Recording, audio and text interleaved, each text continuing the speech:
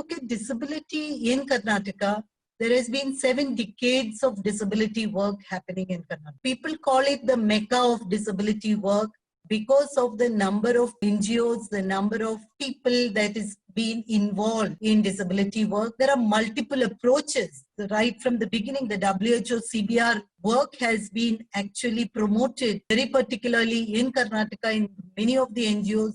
There are multiple NGO, CBO, DPO models. This was a state where the disability people's organizations emerged 20 years back when the first act came up in 1995. A lot of actions happened in the state. The networking between NGOs are very good, and there is a disability NGO alliance in place in Karnataka, which is bringing together about 124 NGOs, which is registered. There are more registered, but active are about 124 NGOs across the state. The government's NGO collaboration is quite strong. I mean, I find it very surprising when I joined APD back and DNA. When I became, people will say, come, let's go and meet the secretary. Let's go and talk, let's go and meet them. Issues and solutions were sort of seemed to be coming to the people who were talking. The Disability Commissioner in Karnataka is the face of the NGOs.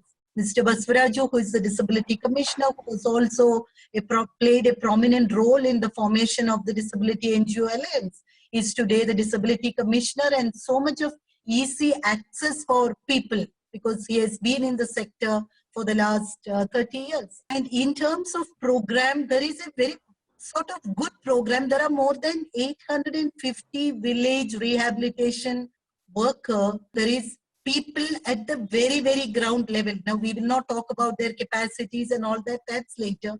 And every district has about 40 to 50 people, technical support people working to provide support to people with disabilities in that district.